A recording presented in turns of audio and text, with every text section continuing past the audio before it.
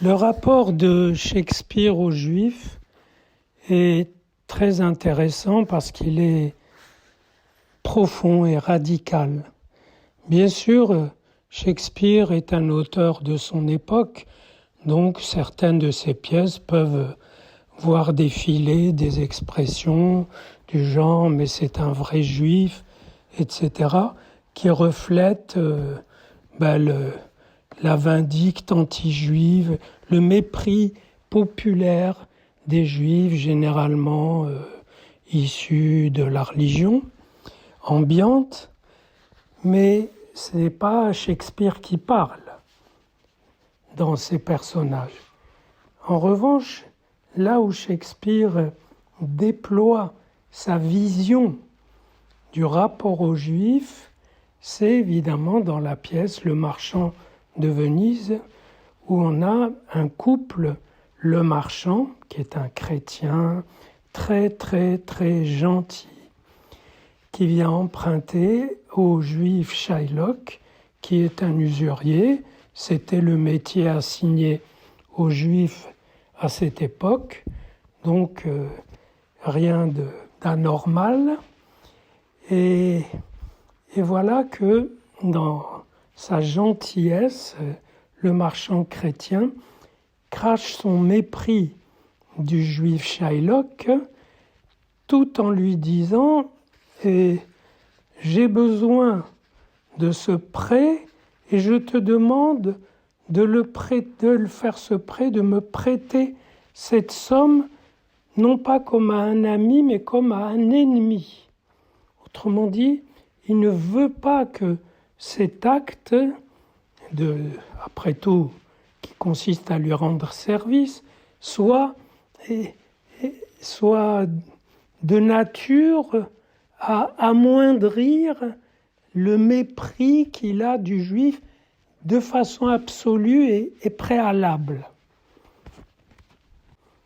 Alors cette pièce ne conforte l'antisémitisme que chez ceux pour qui un juif doit être parfait.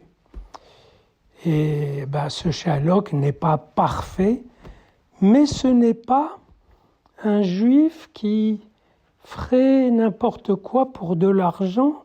D'ailleurs, dans cette pièce, ce Shylock ne demande pas l'argent. Il demande l'application du contrat.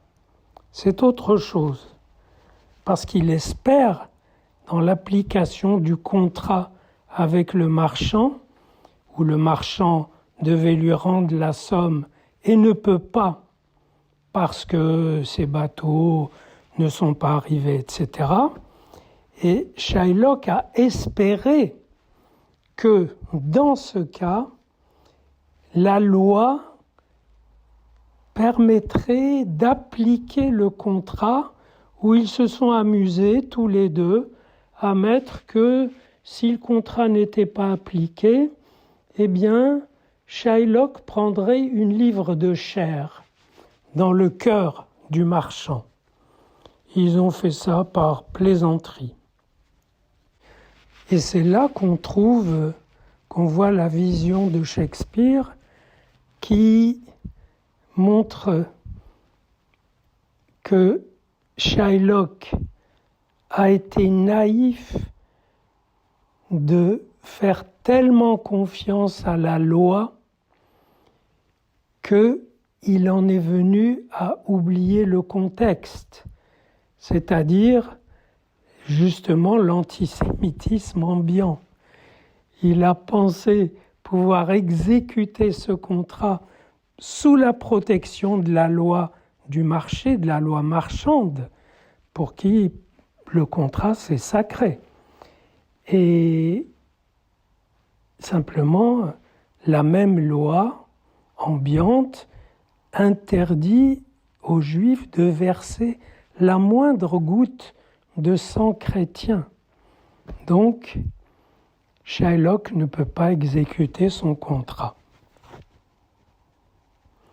Et cette naïveté, Shakespeare la pointe sans aucune haine avec peut-être une certaine tristesse. Faut-il être dans l'humiliation et faut-il se rabattre sur la loi de façon presque fétichiste pour en venir à croire qu'on va pouvoir se venger d'un chrétien quand on est dans la Venise globalement méprisant le juif de cette époque. Et ça, c'est une naïveté. Et en cela, je dirais que Shakespeare a un point de vue juif, authentique. C'est-à-dire que ce Shylock n'est pas dans la haute tradition biblique de s'en tenir à ce point à la lettre de la loi et de ne pas chercher l'interprétation, c'est-à-dire le contexte. Et là, Shakespeare pointe une sorte de symptôme juif qui serait de croire tellement à la loi que on en oublie de l'interpréter de façon chaque fois nouvelle, d'après la situation, qu'on en oublie d'être créatif. Mais là où Shakespeare lâche le morceau, c'est qu'en même temps, il fait un procès de la fameuse bonté ou gentillesse chrétienne, puisque le procès qu'on va faire aux Juifs, parce qu'il a voulu appliquer le contrat, ce procès va déverser toute une haine de cette société-là pour les Juifs, mais bien au-delà du fait que ce Juif a la naïveté d'appliquer un contrat inapplicable, mais pour des raisons profondes, des raisons originelles. Le procès va répéter le différend juif-chrétien d'une façon assez drôle. Le juif invoque la loi et le christique Antonio est prêt à combler la loi avec son corps. Le juif brandit sa loi, symbole fétiche de son livre, et le gentil Antonio est prêt à se faire crucifier pour faire taire cette loi. Il sert l'amour comme il le fait depuis le début, par vocation. Shakespeare nous plante donc un personnage chrétien qui vient, c'est Antonio, s'offrir pour qu'on exécute sur lui le contrat. Il demande qu'on lui prenne une livre de chair dans le cœur. C'est donc bien une parodie de l'événement christique où un homme se dresse et vient se sacrifier pour abolir la loi au nom de la grâce. Bien sûr, quand on cherche dans le détail, le christianisme n'a pas aboli la loi, loin de là, elle a même été féroce, mais il a mis en avant la grâce pour surmonter la loi, pour l'écarter, la rendre même obsolète, au nom de ce sacrifice que réclame le marchand de Venise. Et on va donc appliquer à Shylock une parodie de justice, mais qui est tout à fait dans l'ordre des choses. On va le condamner d'abord à avoir tous ses biens confisqués et on va le condamner à se convertir au christianisme. On va même considérer qu'il a attenté à la vie du marchand, puisqu'il a pensé exécuter le contrat qui aurait coûté la vie au marchand. Et là, c'est une parodie d'une parole évangélique qui dit que même si vous avez pensé convoiter la femme du prochain, c'était un péché. Une pensée devient un péché. Ce qui n'est pas le cas, évidemment, dans l'ancienne Bible. Shakespeare nous montre un procès renversant, puisque là, c'est le créancier qui doit payer de tous ses biens et de son identité. Le fait d'avoir envisagé un tel contrat. Et c'est là peut-être le nœud de la pièce. Je le montre en tout cas dans mon analyse qui est dans Shakespeare, question d'amour et de pouvoir.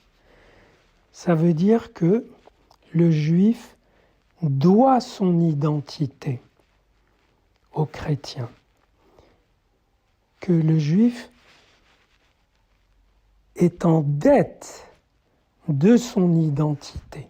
Il doit donc cesser d'être juif pour que le christianisme s'accomplisse. Or, c'est un renversement aussi injuste que dans la pièce, où on aurait pu dire à Shylock, va te faire voir, c'est un contrat inapplicable, il te donnera l'argent quand il l'aura, ou bien tu n'auras pas l'argent, mais de là à lui confisquer tous ses biens et à l'obliger à devenir chrétien, cela signifie que il faut qu'il disparaisse comme juif pour que la loi chrétienne se trouve comblée, se trouve satisfaite. Or, c'est un renversement des faits réels. En principe, c'est le christianisme qui doit au judaïsme sa propre naissance. C'est dans le judaïsme qu'il a pris toute sa texture pour la faire accomplir par le sacrifice d'un homme tel que saint Paul l'a élaboré. Autrement dit,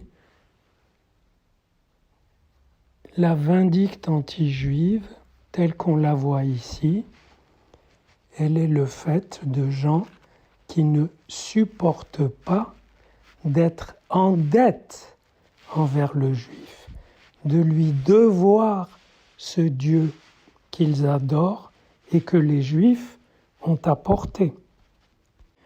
Or, les juifs ne disent pas à ceux qui ont prélevé dans leur Bible « vous nous devez des droits d'auteur ». Ils disent simplement « laissez-nous vivre en paix notre transmission, laissez-nous tranquilles et débrouillez-vous avec votre sentiment de dette ou de culpabilité envers nous ». Car il est clair que la vindicte anti-juive engendre chez les anti-juifs une culpabilité. Et tout comme Auschwitz engendre la culpabilité au point qu'on a pu dire que les Allemands ne pardonneront jamais aux Juifs d'avoir fait Auschwitz.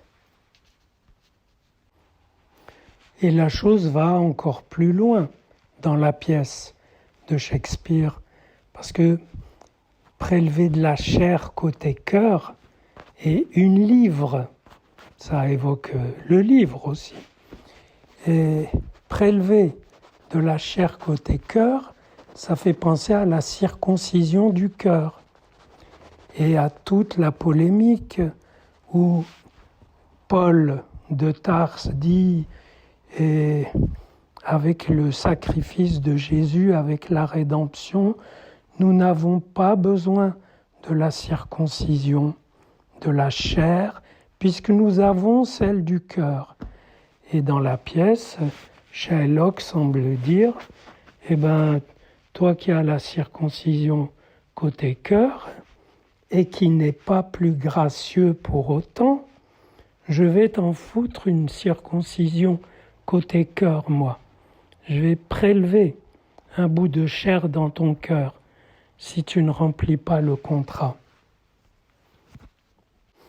Alors théâtralement, c'est comique, c'est intéressant, mais ça signifie, le message est clair, et c'est ce que veut faire passer Shakespeare, c'est écoutez, faites la circoncision que vous voulez, mais si vous prétendez avoir fait la circoncision du cœur, c'est-à-dire avoir un cœur ouvert à l'autre, un cœur généreux, eh bien, soyez plus gracieux envers des gens envers qui vous êtes en dette, puisqu'ils vous ont précédé dans ce chemin de foi qui est le vôtre. Et il va sans dire que la circoncision côté cœur n'est pas une invention du christianisme, elle figure textuellement dans la Torah, puisque on trouve des versets du genre « S'ils n'écoutent pas la loi, s'ils n'écoutent pas mes paroles, ils connaîtront des malheurs terribles, des épreuves épouvantables, et alors leur cœur incirconcis s'inclinera. » Ça veut dire que s'ils sont sourds à la parole divine, c'est qu'ils n'ont pas fait la circoncision du cœur. Donc c'est bien celle-là que demande le texte de l'Ancien Testament. Voilà.